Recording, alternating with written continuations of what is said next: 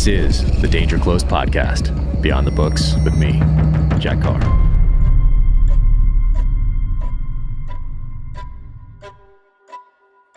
Welcome to the Danger Close podcast, an Ironclad original presented by Navy Federal Credit Union. My guest today is Brad Meltzer. Brad is the author of more books than I can count in multiple genres. His latest, The Lightning Rod, is out now. But if you're a conspiracy person, you have to pick up the first conspiracy, the Lincoln Conspiracy. He has a new conspiracy book that is coming out next year. And he also has a series of children's books, the I Am series, that are just fantastic. And what a great guy. Could not have been kinder, more helpful, and an incredible author. Such an inspiration to everyone who picks up the pen. So now, without further ado, Brad Meltzer. You have got to be the one of, if not the busiest author out there. I mean, you have so many different things going on. You have the thrillers, you have the nonfiction conspiracy side of the house. Listen, says the guy who's got his own podcast interviewing people. Well, I mean, I got a few. I'm juggling a few different things, but then I look at and you the and I'm movie deal like, and the stuff. Yeah, it's been a very busy couple of years, and I feel extremely fortunate for that. But I see what you're doing. I mean, the kids side of the house. I think we have. Actually, just before this, I thought we had every one of the kids' books, and then I looked and I saw how many there were. I'm like, oh, I think we might be missing one or two because there are so many. So you have the kids one, you have the nonfiction side of the house coming out, or that are out, and you have the thrillers. I mean, you have a lot going on, and you've done all these things in Hollywood as well. A couple of different shows. Yeah, I mean, we've been lucky. The truth is I remember, and again, started my career stuff. I remember this one author who you know and I know, one of the most famous ones out there, has a recurring character. And I remember he said to me privately once, like, oh man, if I have to write this character again, I want to put a gun in my mouth. Oh. And I remember going like, I never want to be that author. Wow. I never want to be that guy. Like I never want to be where something that I love so much and my characters I love so much want to hate. So for me, going and doing the kids' books, it like, of course the grass is always greener. So when I do a kids' book, then I come back to the thrillers recharged, and if I go do a TV show, I'm like, oh, I want to do another kids book, and it just helps me come back like that first book we all do, where we're just all passion and no knowledge, but it's the best thing you do because it's just all passion. I need that every day. Yeah, no, I love that because it's been a couple of years since the last thriller with these characters came out. So people have been waiting because they were such a 4 years. So popular. 4 years. 4 years, the longest between. I mean, it's not like we've disappeared, but it's been 4 years since I had a thriller out, and everyone's like, "Oh, the escape artist, we love those characters. What do you do?" I'm like, "I'm working on it." And finally, 4 years later, we get the Lightning Rod. Yeah, and that's out this week. So you're doing a ton of interviews right now. So I'm keeping my eye on the clock because I know what it's like to do them in a row and give you a little breathing room before the next one. But speaking of that, because you've done this for a while now, are you ever in one of these interviews and you're telling a story because someone asks you a similar question and you're thinking in your head, did I just tell the same story I told to this same interviewer 5 minutes ago, or was this 20 minutes ago on the previous podcast or the previous interview? Does that happen? Please, of course. But the older I get, by the way, of course, the more that happens. Like in the beginning, you're like, wait, when you're young, you can remember crap. I can't remember crap anymore. So I'm like, I'm in the middle of this interview. No, I'm joking. But podcasts are like this are different because we're going to do a long form thing. Like when you have that, for those listening out there, like, they'll put you on like a radio tour. We'll go in 4-minute bumps or 8-minute bumps from like, here's Cleveland, here's, Michigan, here's whatever, like all across North Dakota, South Dakota, here's California, you're in LA now, you're in San Francisco, you're back in Florida. And you are just doing interview after interview, the same thing over and over, basically your same story over. And you literally don't know what joke you told because you just told it. But the good part is this is like the beginning. The book is out now as we're, as you're hearing it. But the truth is Jack and I are recording a little early. So this is one of my first ones. So I get to all the stuff I'm going to make up right here. Oh, perfect. And I don't have a pitch. I got nothing. I just came. I'm telling you, I did not come. I came like, I'm going to talk to my buddy and we're going to have a good time. And that's where we're going to go and we'll have a good time. That is perfect. And that's what I love about podcasting because it gives us that opportunity. It gives us the excuse to sit down because I wanted to talk to you and meet you in person for a long time. And this gives us the excuse to actually, even though it's not in person, it's as close as we can get in today's world with you in Florida. I think you're in Florida right now. Is that right? I'm in Florida. Oh yeah. And, we're all the good, crazy, whatever crazy state you live in. Your listeners out there, I see your crazy state and I raise you Florida. Well, Florida has that reputation, not just recently, but I mean, I grew up in the Miami Vice days, of course. So as a kid, I'm seeing all that, and I'm seeing the fashion and the Ferraris and the whole deal. I moved to Florida around the time of Miami Vice, and I remember being like, "What is wrong with this place?"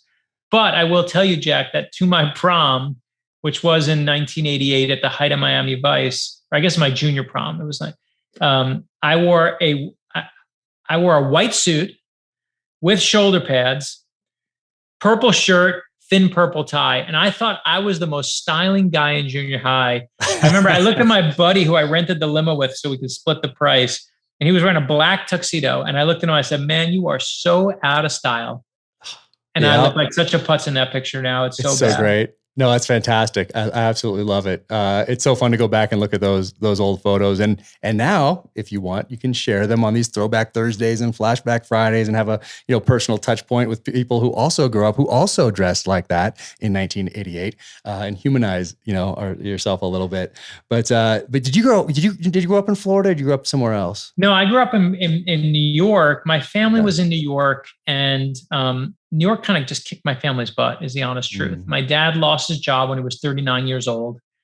And he didn't just lose his job. My dad was always bad with money. So he had $1,200 to his name.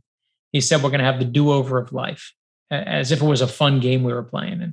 But it was terrifying because it wasn't just they didn't have money, but we lost safety. We lost that thing as a kid that you really need. And we moved down. I remember we left New York, tail between our legs. And my grandmother, like everyone's grandmother, lived in Florida, so we would have a free place to stay. He had no money. He had $1,200 to his name, 2 kids and a wife, and put us in the car. And I remember we drove down from New York to Florida. We had to live with my grandmother for months because he couldn't even afford the security deposit to get a new rental place. And it was my whole family and my grandmother and my grandfather in a 1-bedroom condominium where we had to sneak in the back because the people in the condo, you weren't allowed to stay there if you were a kid. And so they would sneak us in, like literally in the middle of the night, like we were in some kind of like SEAL raid, but like geriatric and Jewish, like in a condo in Florida. But those were like really scary times. And luckily my parents lied. They gave a fake address so I could go to the wealthy public school. Where I was zoned was not a great school. And so they gave a fake address. For 4 years, our report card never came home.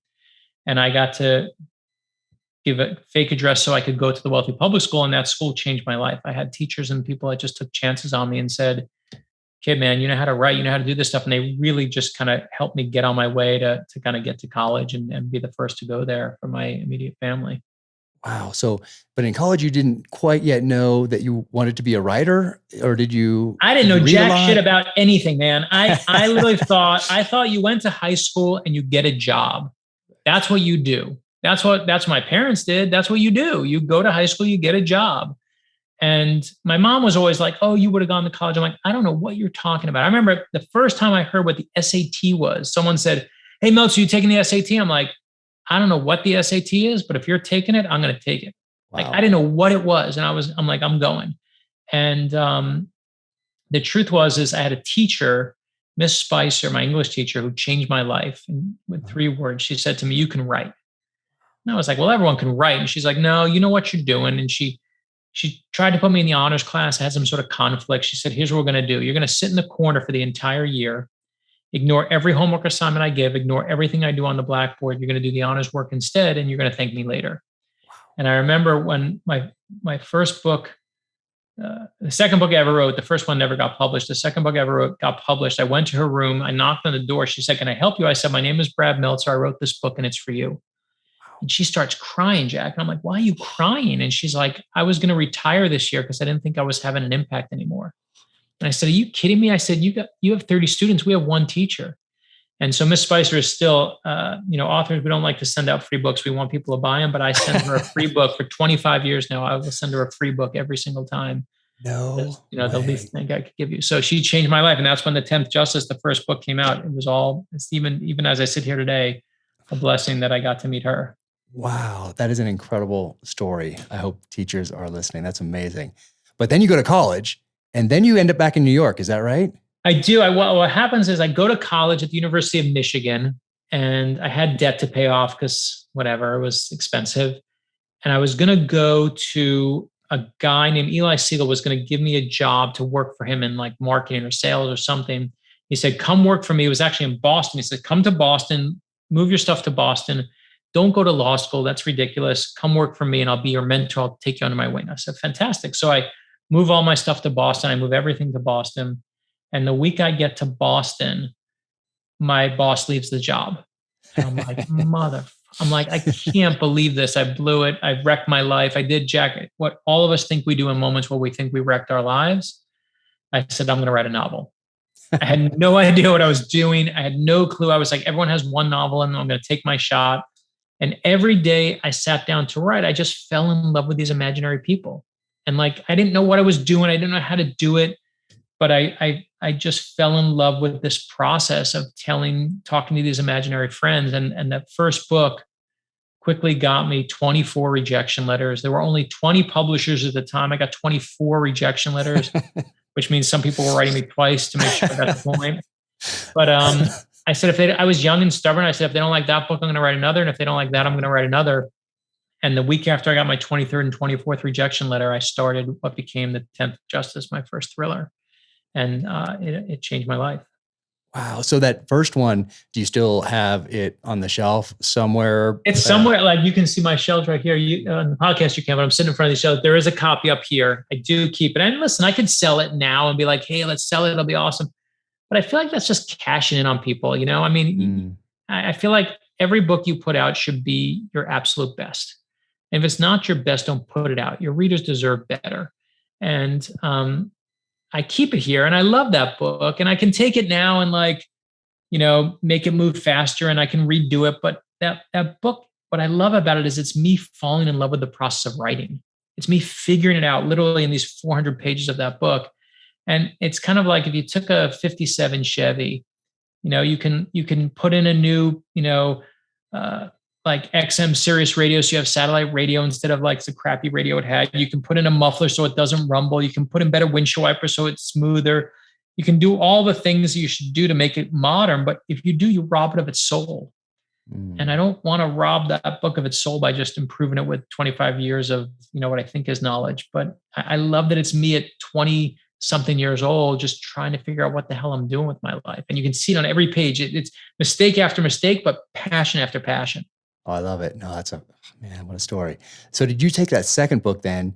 Did you know that it was different enough that hey, someone's going to notice this one? And did you send it out to the same 20 publishers and get one offer back? Or what did that process look like? Yeah. So for me, it was interesting. My agent gave me the best advice. She said, you got 24 rejection letters. And the last, you know, she said to me, I can try and sell this book into like a small house that no one's ever heard of. But I'm just worried if we put it out there like that, you're never going to get out of that little, like that small place. But I like what you're talking about when you told me about this new one, just take a shot at it. And so I sent it off to her. I'm not joking. It was half finished. I hadn't even finished half of it. I had started law school at the time because I was too scared to wait till I just was so worried about making money. I went to law school out of fear because I didn't want my dad's life. I didn't want to struggle with money the way my family struggled with money. I didn't want to have that thing where every single thought in your brain is like, how are we going to get to the next day? I didn't want to have that end of the month phone ringing that would happen when we knew at the end of the month the phone was going to ring and we knew not to answer it before caller ID because we knew that's when the bill collectors called. I hated that growing up. And I had it for so long as such a clear part of my life that I was like, I need something that if this all goes to pot and it goes to crap, I need to fall back on something. So I went to law school. I was halfway through the book. I sent it to my agent and she sent it to an agent out in Hollywood and was able to option the film rights on it. And the movie never got made, but it suddenly was like some kid in law school optioned the film rights to his first novel. And then the publishers, because they heard I had a film deal, we sent it out again to a similar group. And I had a couple interviews, but one of them said yes. And as you know, it's that one person sometimes changes your life. I'm sure you remember yours, but I never tell a story. I'm going to tell a story because it's so fun. So here's the story of how I was about to get married actually at the time. And my mom was in Florida and I was in New York at the time. And my mom said to me, "You're getting married. And I saw your picture when you came down here, or when you were actually, I was down a couple of weeks before." She's like, "You look like death. You're so pasty. You're so white. It's your friggin' wedding. Go get a tan." I'm like, "Mom, I'm not getting a tan. Like, I don't go to tanning salons. Tanning salons that's like the worst thing you could do. Like anyone who goes to a tanning salon, like I'm judging you, right? I'm like, I'm never going to a tanning salon. I'll never do that. What kind of like soft thing? No way." She's like, "Go get a tan or you're going to go get crap in your wedding photos for the rest of your life." I'm like, so I literally take my mother's advice. I tell my fiance at the time, I'm like, "Listen, anybody calls, I don't care if it's the president himself, don't tell him where I am. I'm so embarrassed that I'm going to a tanning salon." So I go to this tanning salon and one of the things I always was obsessed with is I wore a pair of Lucky underwear and the character in my first book, like he literally wears his Lucky underwear on his first day of the job. Like it was just a thing. I took every test in college in the same Lucky underwear. I was just crazy like that. And I go in the tanning booth and, you strip down to your underwear and you put those little goggles on so you don't radiate. It's the first and last time I ever went to a tanning salon, but I'm lying there like a baked potato in the machine and the machine goes off, goes dead. And I'm like, what the F is going on? And I hear a knock on the door. And they say, "You have a phone call," pre-cell phone days. And I'm like, "A phone call?" I'm like, "Someone's dead in my family. That's it. This is bad." And I pick up the phone. I'm wearing this towel. And she's like, "Call your agent. You got an offer." And I'm like, "What?" And I quickly hang up the phone. I call back my agent in Boston. I call him up and I say, and she tells me we got an offer. And the only thing I remember thinking at the time is I look down and I'm wearing my Lucky underwear.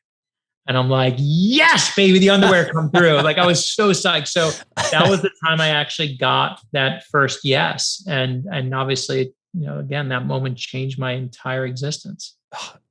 And you're wearing them today. Still wearing that same pair. I wore them just for you, my friend. Isn't it odd that Florida, Southern California, Hawaii, Tempe, Arizona, places like that have tanning salons at all? I know. Well, yeah, I was in New York at the time, so that was my one defense. It was winter. It was winter in New York, but yeah, there are more tanning salons in Florida and California, like than any. I'm like, the sun's outside for free. It's right there. But again, I will still say, I will still judge you for the tan as someone who's been in one. I don't care. I don't take it away. But I fully love my experience with beach bum tanning because for that day, that 45 minutes was the single greatest 45 minutes in. When you get that first yes, like you'll never forget that. I guarantee you, like, tell me where you were on your first yes. When did you get it? Where were you sitting? I guarantee you, tell me right now, where were you? Yeah, coffee place in New York with Emily Bestler, who's my publisher and editor. I love Emily. She's a sweetheart. I love her. She's so great. And her telling me that threw out a 2-hour coffee that she wanted to buy the book, but I needed an agent. And of course I'm like, well, how do you get one of those? Because I had no idea. And then I remember going outside after that a little over 2 hour sit down with her and just getting on the phone to my wife as I'm walking through the streets of New York, just don't even kind of know where I'm going, but I'm talking to that phone and I'm so elated that she wants to buy this book. It wasn't like, we'll see or anything like that. It was like, she wants this. Yeah, awesome. That's it, man. And that's the thing is you can forget the friggin' phone call you're on 10 minutes ago and whether you told that story, but you will never forget that moment that you felt like your life was changed by that one person. And for me, I remember going to the editor and saying, well, okay, great. You bought the books. How do we sell them now? How are we going to sell these to people? And he's like, and I remember he told me, he said, books are very different than movies. He said, for a book, unlike a movie, you like George Clooney or, they like Chris Pratt, you hear a good thing, you go see the Chris Pratt movie. Like that's the way it goes. But they said books are very different. Books, someone has to say to you, you got to read this book. And whether it's the lightning rod or the escape artist or a terminal list, whatever it might be, someone says, you got to read this book. And he said, books are sold by word of mouth. So he said, if you want to sell your book, one of two things has to be true. Either one, a lot of people, or two, a couple people with really big mouths. And I should tell you about my family because we have big mouths in my family. My mother, I will tell you very quickly because it does explain more about me than anything else I'll say today. My mother, may she rest in peace, died from breast cancer years ago. And when Borders, the bookstore Borders was still around, the head of sales for Borders said to me, guess where your books sell more than anywhere else? Straight sales, not even per capita. And I was like, New York City, 8 million people in one place. He's like, nope. I'm like, I don't know, Washington, D.C. I write thrillers set in D.C. Nope. The number one place where my book sold was the Boca Raton, Florida borders, 1 mile from the furniture store where my mother used to work, which means my mother single-handedly beat 8 million New Yorkers. Wow. And my dad was no different. He would go, he passed away a few years ago. We've had a rough couple of years in my house, but I feel very blessed to have them. But my dad would go into every window of every bookstore and be like, what do you mean Grisham's in the front window? Not anymore. And he'd pull it out and he was like, now Meltzer's in the front window. And like my parents, our marketing plan for the launch, Jack, was unleash these two people, my mom and my dad, on the universe. And to be true, the truth is they did the job, man. They did. Exactly. That word of mouth is so powerful. And, they had to put in some serious work to do that because they're not on Facebook and Instagram and Twitter and YouTube channel and a podcast and all the rest of it. I mean, they're telling people actual word of mouth, which used to be kind of around the water cooler or outside for a smoke break. Like that was it. That's 3 people. Oh, they were clocking time. They were clocking time. When they died, I cleaned out their closets and I found, I'm not joking, you can't make this up, stacks of my books that they were, obviously I give them all free. I don't know about my parents ever buying a book, but they were clearly just buying them and hoarding them. And they would give them away as like tips for the valet, like whatever they were doing in their life, you would get a book. Like if you met my mother, she would pull out clippings from her purse and be like, here's my son. Oh. I'm like, Mom, no one gives a crap. No one wants to, but she did not care. God bless her. Yep. No, that works. I mean, and now of course we can put something on Instagram or another social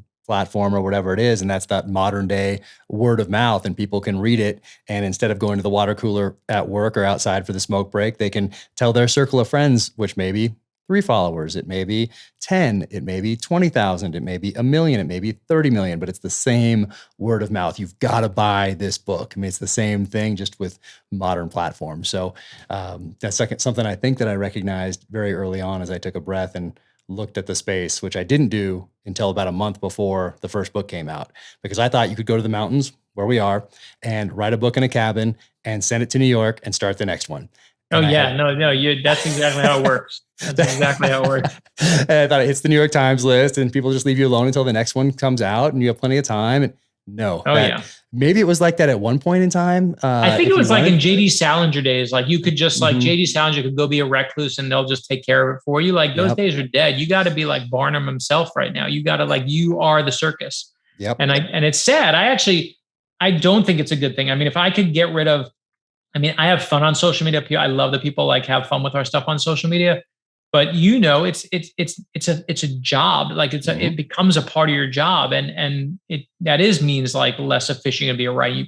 But if you don't do that, people always say, "Why do you do it?" I'm like, because that's part of the job, man. Don't complain. Do the job. Yeah, no, I feel very, very fortunate, but it does take a lot of time because I do put as much thought into anything that I put on Twitter or Instagram as I do into a sentence or chapter or paragraph in any of the books, just because, people are spending that time with me and they won't get that time back. And so I take that as a responsibility that the book has to be. Absolutely, man. I feel like I don't care if you spend, I remember never buying a hardcover book because we couldn't afford them. I think I bought like a Dave Barry book because I found it on sale. And then the first hardbook book that I ever bought after that was my own, because there are people who will come to my events and they'll bring me the most dog-eared, taken from clearly what is some yard sale copy of one of the books, being like, I couldn't afford a ticket in line, or I couldn't. I'm like, get your ass in here. I get it, man. I will always make sure to take care of you. And we do, when we do the work we do with the USO,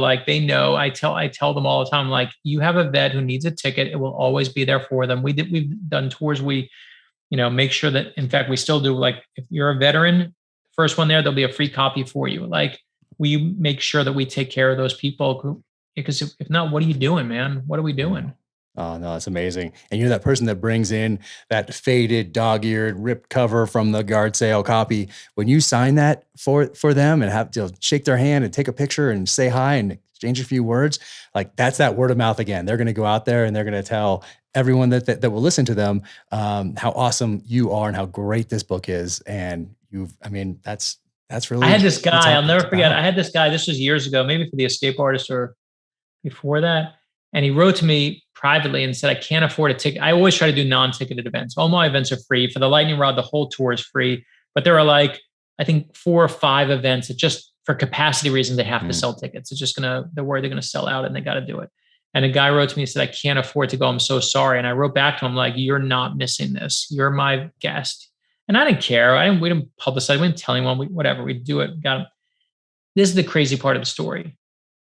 I'm talking like 3 years later, he writes to me privately and just says, I just want to thank you because I was so on my ass at that point and I'm back on my feet. And I just want you to know I'm going to buy one of your new books. And I was like, dude, you don't have to buy anything, but it meant so much to him. Yeah. And I know the people who took a chance on us when we were on our ass, and you do not forget that. Yeah. No, it says a ton about you, and he's going to pay that forward as well. He's going to remember. That's what I said. Don't pay it to me. Pay it to someone else who needs it. Right? Go do it. I don't care. Take it all out of the library. Do what you got to do. Yep. No, exactly. He's going to be a better person for it because of that example. And I love that.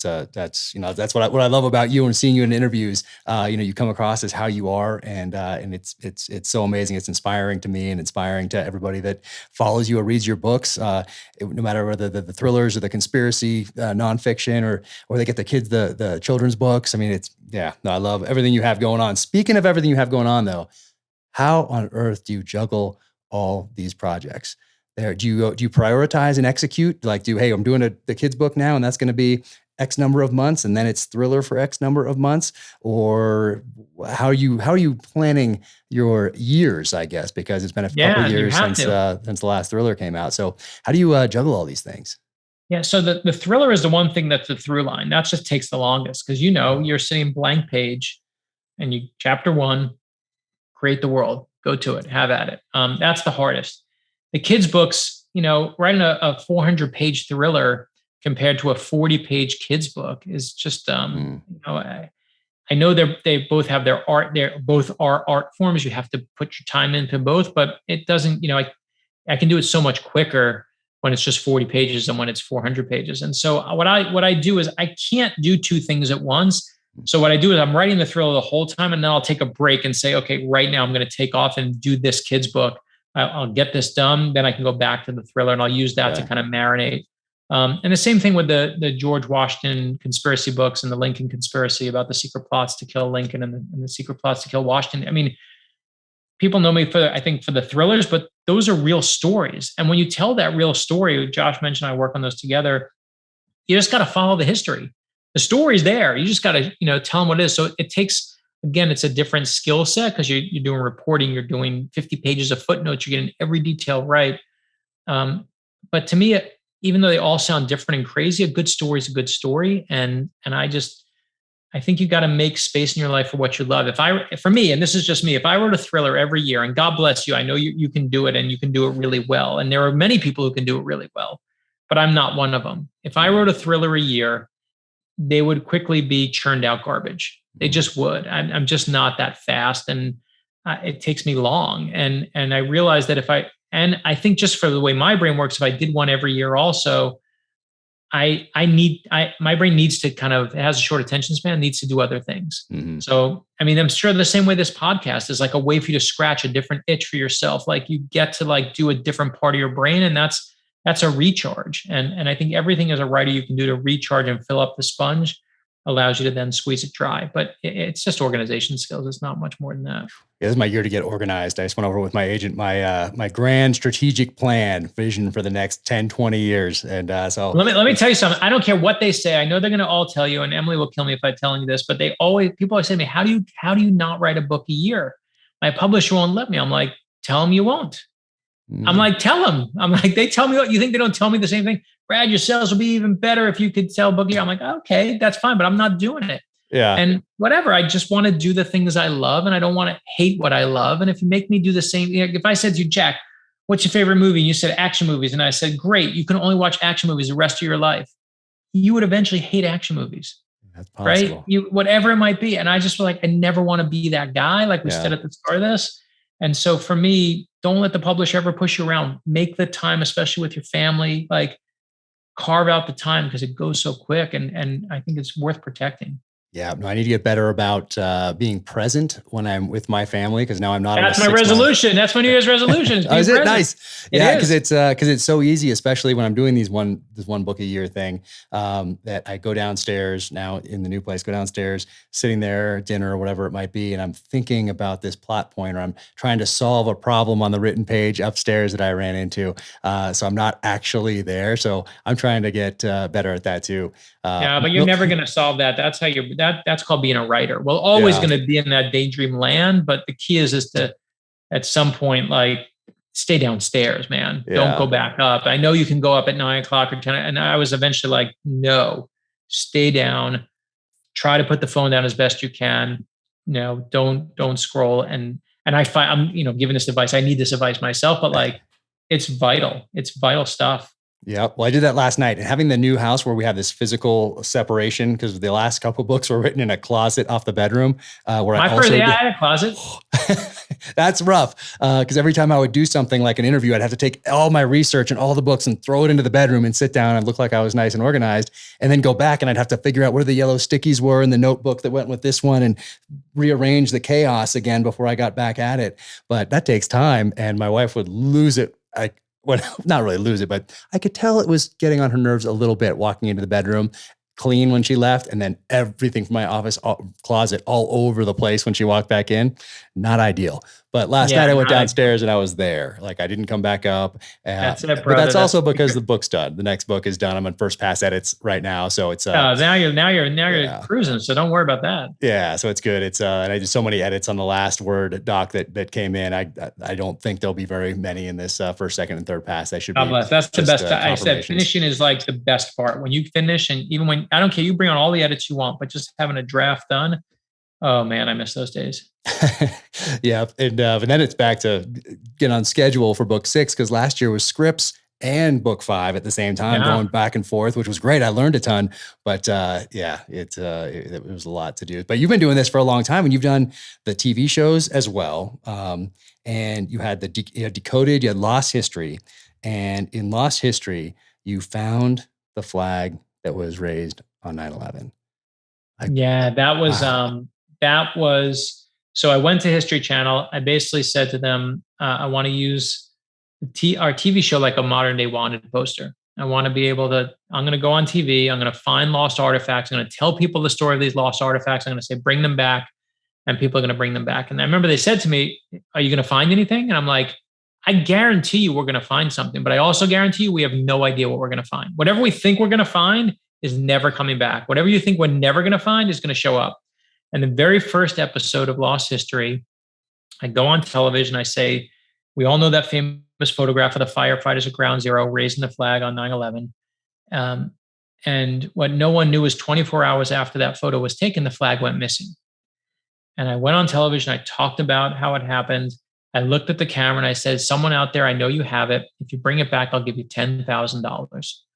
And what I couldn't say at the time is 4 days after that episode aired, a man walked into a fire station in Everett, Washington, in Washington State. He said, I have the flag from 9/11 and I want to bring it back. And we had the former head of the FBI's Art Crimes Unit help us authenticate it. It took a better part of a year to authenticate it, to do all the testing we had to do on the dust itself, on the things. We got high def video just that showed things that the general public actually didn't have. So we could see little things in the flag and little that you couldn't possibly make up or recreate.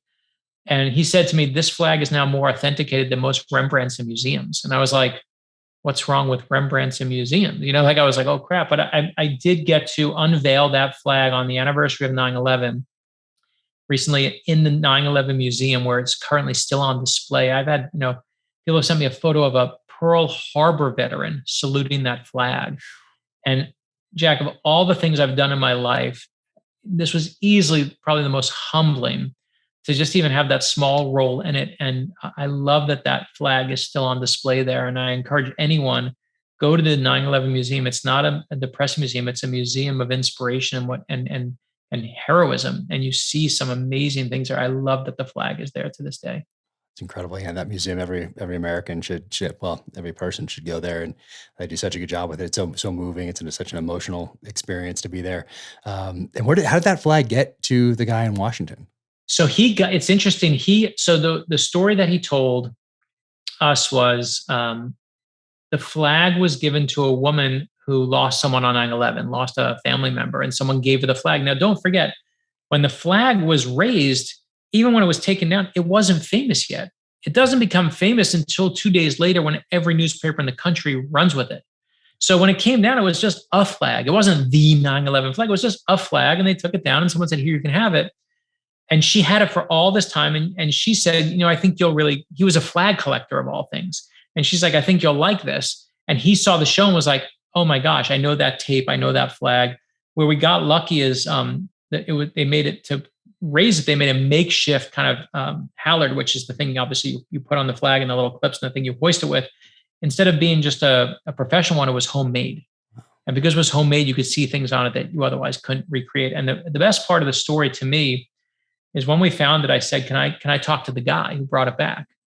And I wanted to talk to him. I wanted to thank him personally. I was like, I want to just say thank you on behalf of the American people. I want to thank you for bringing that back. This matters. But I lost a friend in 9/11, Michelle Heidenberger, who was on the Pentagon flight. She was a flight attendant on that flight. And I always was searching for her and in her honor. The 3,000 names were too big to me. It was too many to kind of be able to almost like digest. But I always thought I was going to find it for her. And I said to him, I want to thank you for bringing it back. And he said, you want to know why I brought it back? And I said, why? And he said, because when you were telling the story about the flag on your show, you mentioned your friend Michelle. And that really got to me. And the crazy part is I ad-libbed that part of the script. Wow. It wasn't in the script. I just felt like as I was telling the story, I wanted to make it personal. I told that story of her. He's like, that's why I brought it back. So then I go to Michelle's husband, who's this amazing, he was a pilot also. And I said, Tom, I found the flag and I found it in honor of your wife. And he says to me, you dumbass, you know what Michelle would tell you? You didn't find it in her honor. You found it in the honor of all the men and women who survived and who are around today. That's who you found it for. And it was just this, he's one of my dearest friends. Like we were just in tears. It was so beautiful. I was like on the verge of tears when he's telling me this story. And the best part of the whole thing is he never took the reward. To this day, he's entitled to $10,000. We happily were like, here's your check. It wasn't my money. History Channel happily wrote the check. He would not take it. And he just wanted the flag to be back in the right place. And I fully respect him for that. Wow. That's even better. Gosh, what a story. Well, where did the bug for conspiracies come into play? I mean, I think, I love reading about conspiracies, whether they're nonfiction explorations or they're woven into thrillers. Just as a fan of the genre growing up, there was always an element of conspiracy, it seemed like, in all the thrillers that I read growing up, whether it was large or small. Where did that bug come from? And it's a good question. I don't even know. I mean, I could tell you this. My dad, the first ones I remember I remember watching All the President's Men. Mm-hmm. I was really young I only saw it on HBO. I was really young. I don't even remember in the theaters. But I love that. I love that taking down of a president by like two ordinary people that was mind blowing to me. And I was a little kid when I have no memory of Watergate. I was too young. I was born in the 1970s. But that movie was like where I got the story. And then I remember when we moved to Florida, I had no friends, but the game I used to play, this will tell you again, more than I should probably be saying, but like the game that I used to play is I get on my bicycle and this is my 25th year as a writer. So Jack, my solemn vow is like this whole tour is I'm going to just tell stories. I hate telling the same story. So I'm going to tell, you're going to hear crap I never get to tell, but I used to get on a bicycle and I would just pretend that someone was chasing me. And I would just ride as fast as I could, like a maniac, trying to outrun him. And I'm like, there's something psychologically wrong with me. Like when I look back, I'm like, what's wrong with me? That as a kid, that's my favorite game. Like run away from people trying to kill you. But it was, and I don't know why, but those are the books I gravitated to. I loved Agatha Christie. Those are the first books I remember reading. And I remember seeing that dead body in that first chapter. And then that key question that has motivated at least, me for 25 years of writing now, which is asking that same question I've been asking for decades: who done it? Yeah. Who done it? And I just love it. I never liked the kind of, I like good writing and literary writing, but I needed a plot. I needed that action. I needed that danger. I wanted to see people like risking their lives. That was just far more appealing to me. And I think part of it was also, I grew up on superheroes. Yeah. I grew up on Superman and Batman and Spider-Man And those characters, I know that they're imaginary, but they're part of the American psyche as much as George Washington or Abraham Lincoln. And the reason their stories persist is because they're not just interesting stories, but they say something about us. And that to me is the beauty of America, right? Is like that person who will risk it all, not because they have to, but because it's the right thing to do, because they're doing something right for someone else. And that power of an ordinary person is just so potent to me. It's my core belief. I believe ordinary people change the world.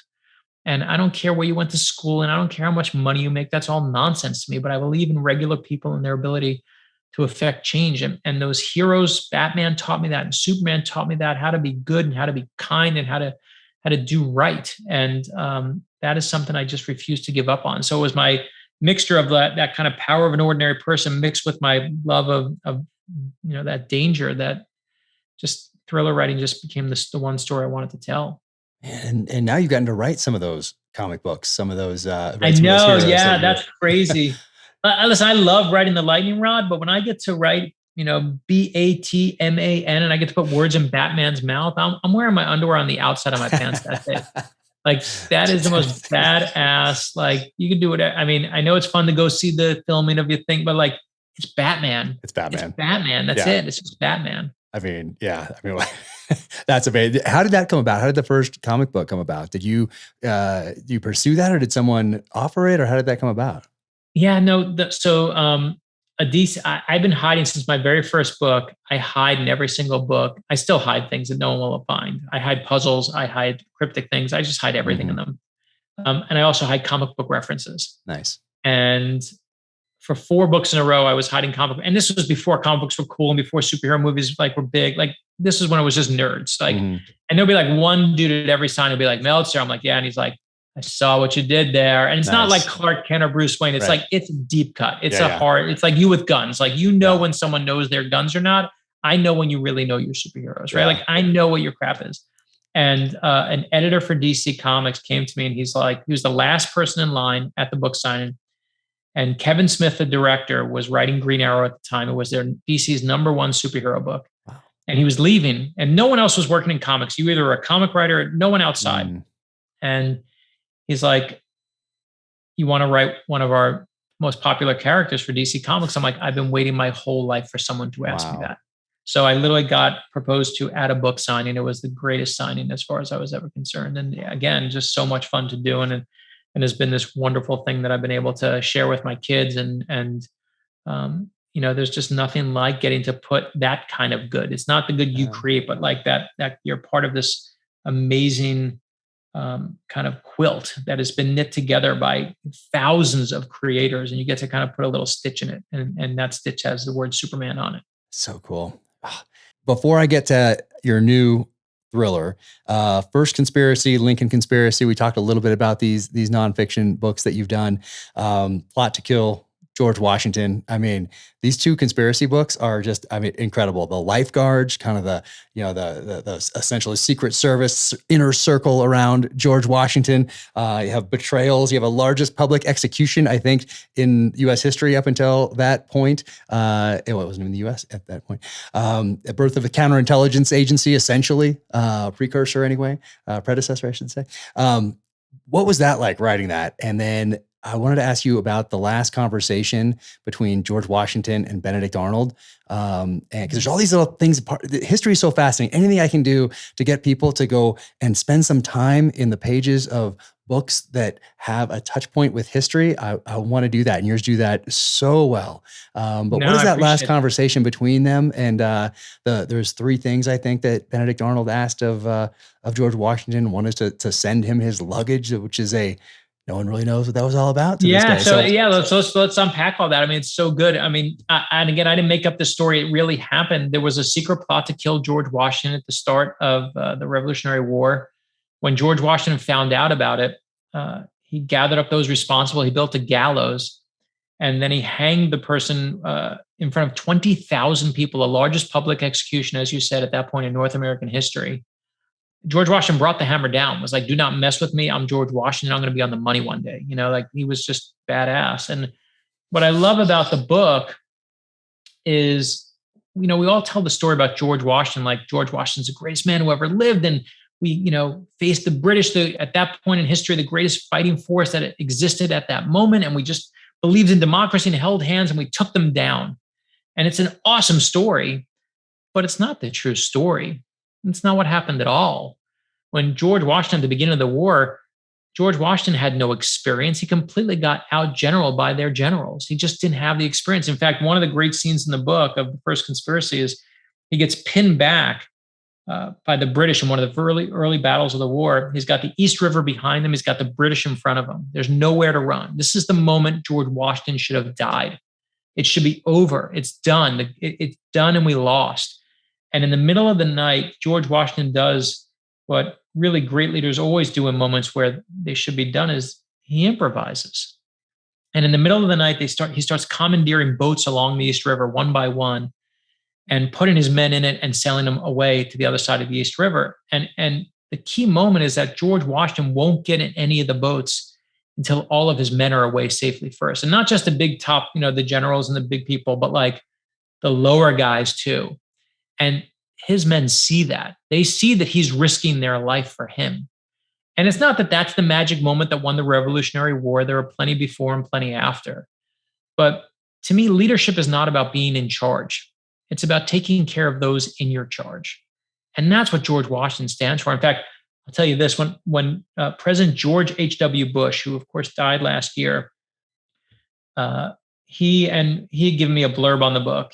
And what no one knew before he died is that they were bringing in some of his favorite authors to read to him right before he died. And I was one of the people that they brought in. And so we went in, no one knew I was there. I didn't talk about it actually until they told me like a year later, because they said, don't talk about it. I said, you got it. Then they said, tell the story. I said, okay. So now I can talk about it, but they said, listen, you're going to read to him for like 5-10 minutes. The Secret Service said to me, he's going to be sleeping in 5 or 10 minutes. He's just sleeping most of the days. I said, you got it. I'm just honored to be here to serve him. And I go into the room, the Secret Service leave. It's just, we know it's the end. I know it's the end. It's just me and my wife, President Bush and his service dog, Sully.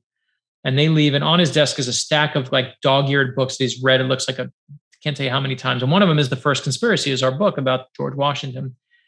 And he had read it early because I sent him an early copy. He'd given me a blurb, and President Clinton had also actually blurbed it as well. And President Bush, 5 minutes in, falls asleep, sure enough. And I look at him and I'm just like, I'm going to finish the chapter and get out of here. And I get to that part where George Washington presents the Declaration of Independence for the very first time to his troops. He has it read to them for the first time. And he has someone read it to them. And I get to those words, Jack, those words we all know. We hold these truths to be self-evident, that all men are created equal. And in that moment, when I say the words, President Bush's eyes pop open. And he's just locked on me wide awake. And I get to the end of the chapter. I say, sir, you want to read another? And he goes, mm-hmm, because he can't speak it anymore. He just goes, mm-hmm, or mm-mm. Get to the end of that chapter. You want to read another, sir? Mm-hmm. Want to read another, sir? Mm-hmm. And at the end, I'm there, instead of being there for 5 or 10 minutes, I'm there for an hour. And I say goodbye to him. I know I'm never going to see him again. But, they invited us to his funeral. And one of the things I was struck by at his funeral is the one word that everyone kind of seemed to use in their tributes to him was this word, decency. Decency. And yes, I know it's because, he was a decent guy, but I think as a culture right now, we're starving for decency. We're starving for it as a culture. And I love that we got to use this book about George Washington to show people again what decency really looks like in leadership. And I love the book. And as to your question, when he had that final moment with Benedict Arnold, he said to him, he wrote a secret letter Benedict Arnold wrote to George Washington that was delivered to him as Benedict Arnold was escaping. And he basically said, like, don't kill my wife. He wrote 3 things in the letter. He said, don't kill my wife. She didn't know anything that I was up to. He says, don't kill my men, my staff. They didn't know what I was up to. And he says, and send me my belongings. And to this day, no one knows what those belongings are. And if I were George Washington at that point, it was his best friend, betraying him, I would have burned his belongings. But George Washington, again, Disney takes his belongings and actually sends them to him. And to this day, nobody knows what he sends back. And I used that in a thriller, actually, in one of the thrillers called The House of Secrets. as a plot point. I use it in a fictional way, but it really happened. And those stories of George Washington, I would find, writing a nonfiction book would then help me with a fiction book. So I love bringing all those things together. Yep, I find that little nuggets from other research weave their way in, whether it's a conversation to help develop another character or just something to lay down in case I want to use it further on and maybe even another book. Or I love doing things like that. So, I want to talk to you about your latest novel, of course, Lightning Rod, which is the one that is out now when this podcast drops. But before we get to that, we talked about the first conspiracy. There's also the Lincoln conspiracy. Everybody should go get that one. We won't talk about it here because we don't have enough time. But once again, a fascinating story. And then you have one called The 10 Greatest Conspiracies of All Time. And so is there a conspiracy, or is there something that you learned in all your research that surprised you the most, or something you keep going back to every now and again? Like, I still, even though all these years have passed since I wrote this book or since I did this research, I still can't believe this, or I'm still so shocked by this, or this is still so amazing.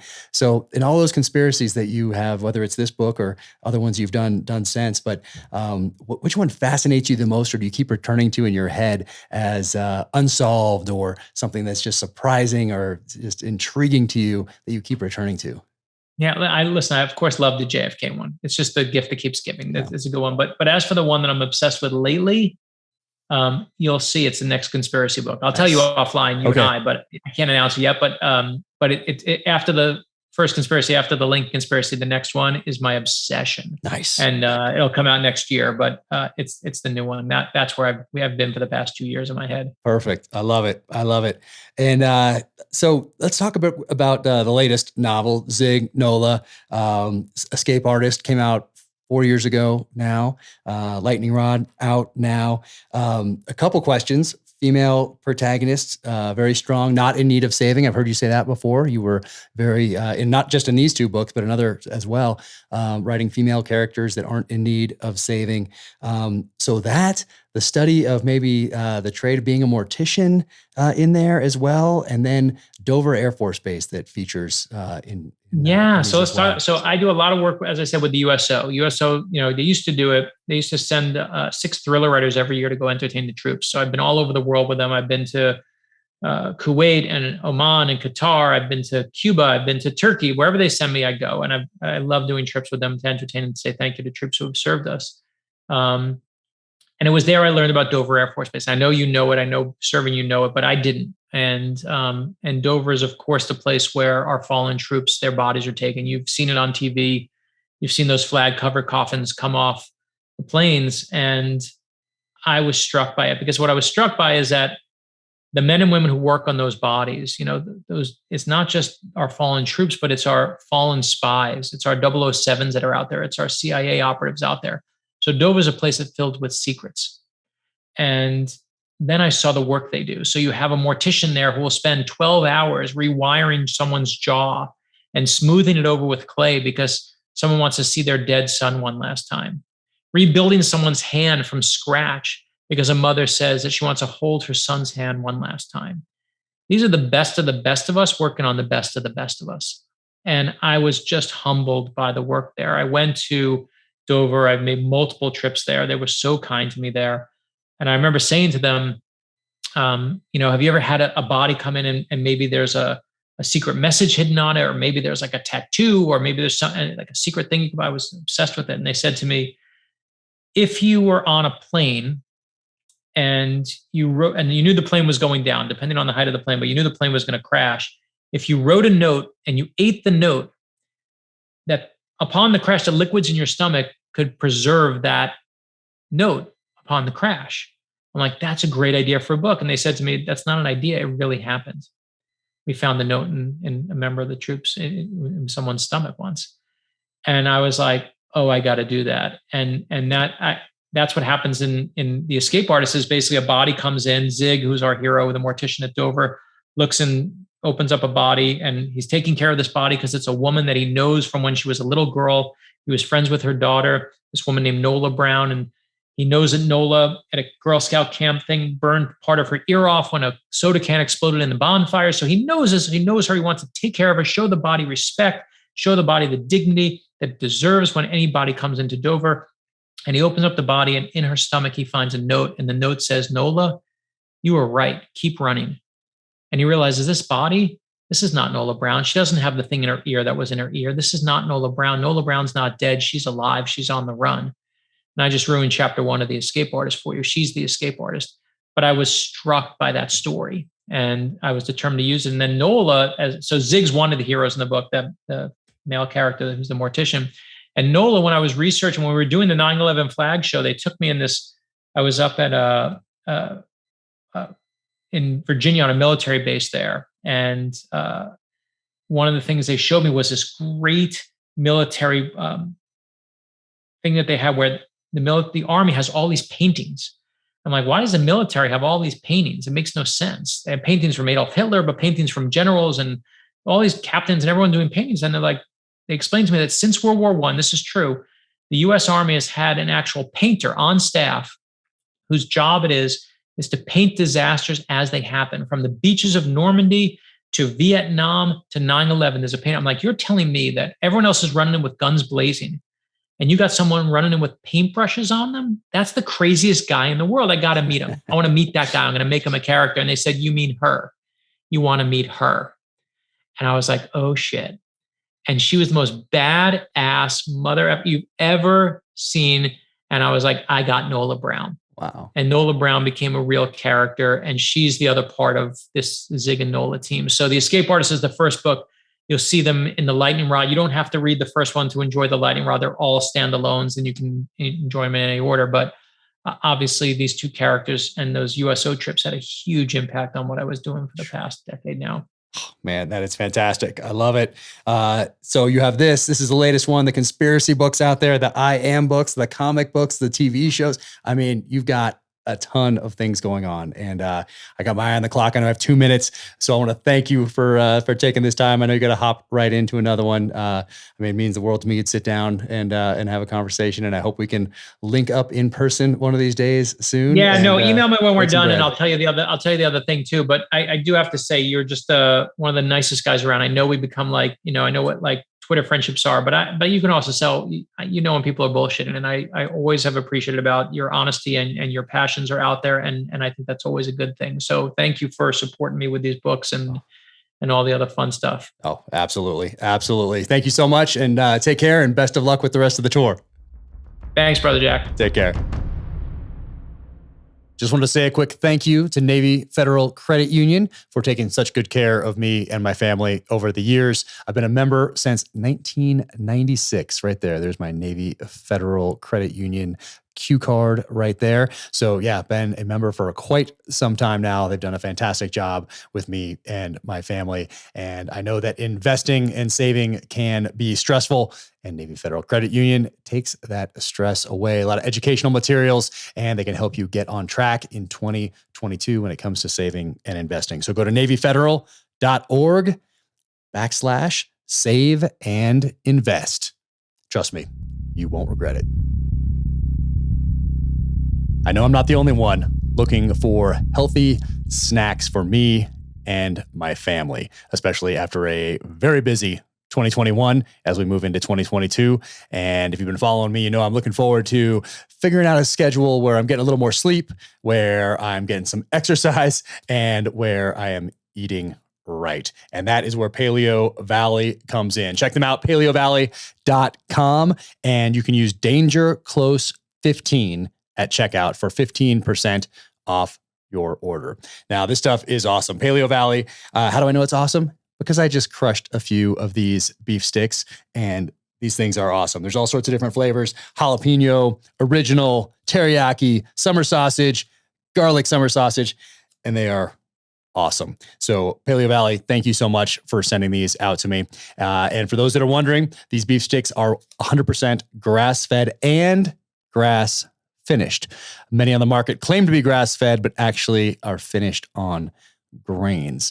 And they use beef sourced from small domestic farms in the U.S. This is a family-owned company, very small family-owned company. So they're making sure they do it right, that they are not cutting corners. They're prioritizing health over profit, and just an awesome group of people.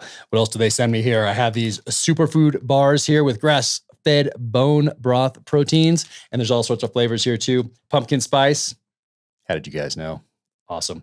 Dark chocolate chip. I'm going to crush those. Lemon meringue and apple cinnamon. All sorts of supplements out there. So be sure to go check out paleovalley.com. Enter code DangerClose15 for that 15% off your order. Once again, it's 100% grass-fed beef with higher levels of omega-3 fatty acids, vitamins and minerals, and bioavailable protein. So thank you so much. I am fired up to move into 2022 here, and this will be a part of my journey. And look at this one right here, organic super greens. Oh yeah, I am all over that. So check them out, paleovalley.com, DangerClose15 at checkout for 15% off that order. Welcome to the gear highlight portion of the Danger Close podcast. So before I get to some of the gear here, I want to talk about trade paperbacks. So trade paperback is probably my favorite version of the novels because it is a little bit bigger here than the mass market. The mass market comes out not quite a year after the hardcover.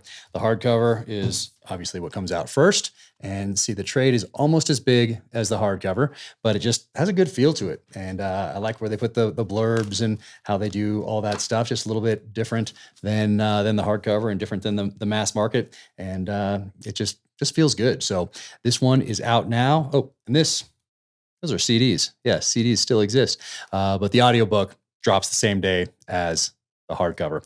And I think up until this point, up until May 17th, when In the Blood comes out, if I was to do an unofficial poll of people who have reached out on social media over the past few years, I think more people have told me that this is their favorite than any of the others. So, and I think that's because it probably has more action than the others, but that changes on May 17th because In the Blood is the most action-packed novel to date.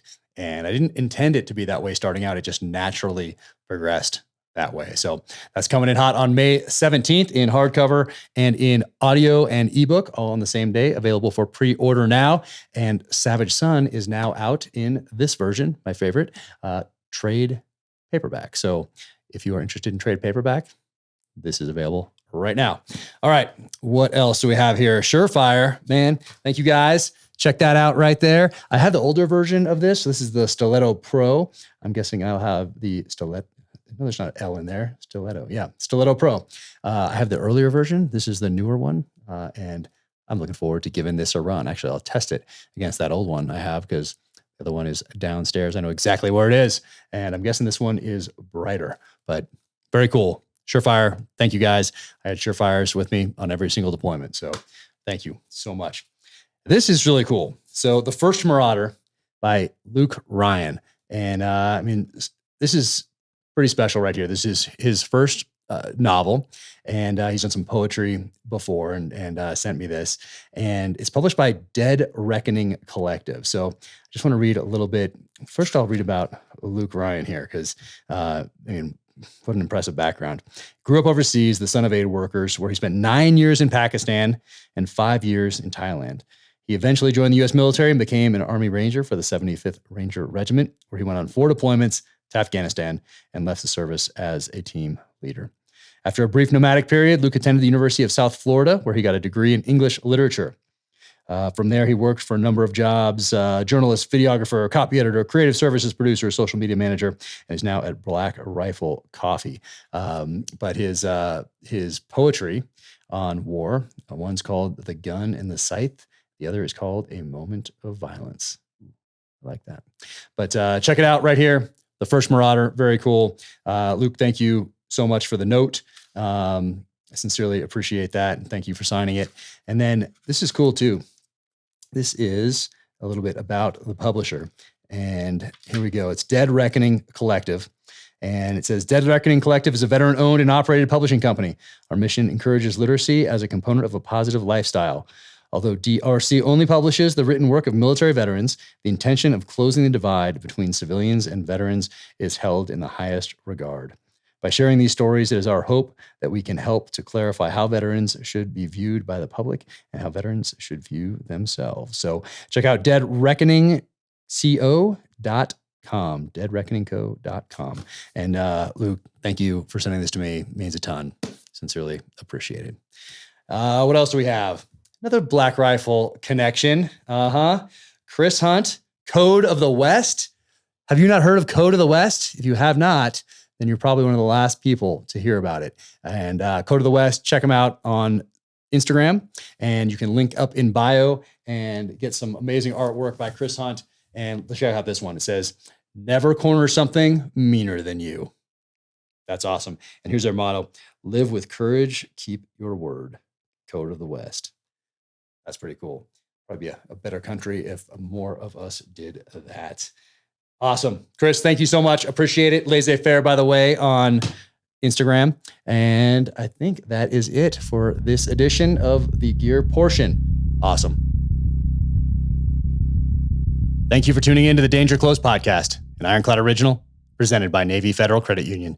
To find out more about Brad Meltzer, go to bradmeltzer.com. That's BradMeltzer.com, and link to all the different projects that he has going. Follow him on the social channels and be sure and pick up his latest novel, The Lightning Rod. You can follow me at Jack Carr USA on the social channels. OfficialJackCarr.com is the website, and JackCarrUSA.com is for the merch. My next novel, In the Blood, drops on May 17th and is available for pre-order now. Thank you so much for your time. Sincerely appreciated. Take care, stay safe, be strong, keep fighting.